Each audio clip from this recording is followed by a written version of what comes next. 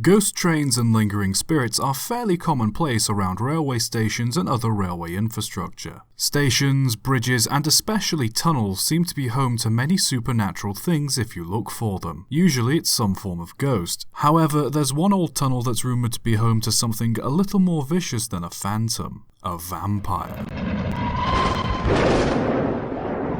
The Churchill Tunnel was built in 1873 for the Chesapeake and Ohio Railway. During its construction, the tunnel faced many problems in the form of cave-ins. The ground was soft and easily affected by rainfall, causing it to swell after a downpour. Even after it was completed, the tunnel posed a constant safety risk to both those in and above it, and as such was eventually abandoned after a much safer alternate route was built for the railroad by 1901. By 1925, the railroad decided to start restoring the tunnel with the intention of reusing the line. On the 2nd of October, a work train was trapped in the tunnel when part of the roof collapsed onto the locomotive, rupturing the boiler and killing the driver. The story goes that when the rescue team came in to try and save those trapped in the mess, they saw an unearthly, blood-covered humanoid creature with jagged teeth and skin hanging from its body, hunched over one of the victims. It quickly fled the tunnel and was pursued by a group of men before it took refuge in Hollywood Cemetery, 2.2 miles away from the tunnel, hiding in a mausoleum bearing the name W.W. Poole, dated 1913. Some tellings of the story say that Poole was ran out of England for being a vampire, with the tomb they reside in having a Masonic and ancient Egyptian style, making people more convinced of the vampire theory. Supposedly, the tunneling awakened an ancient evil that lived under Churchill, and that caused the cave-in as well as the appearance of the vampire. Because there's a university campus close to the cemetery, the story quickly became popular with students, and as a result still circulates today.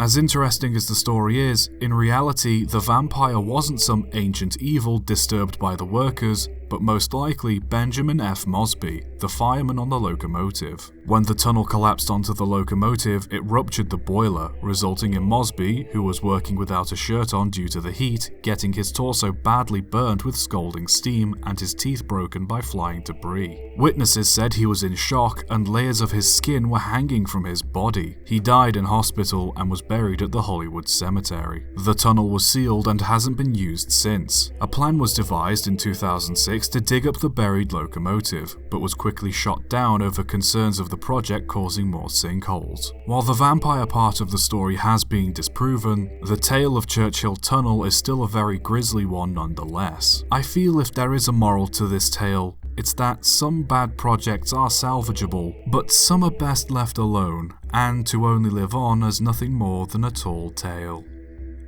Subscribe for more.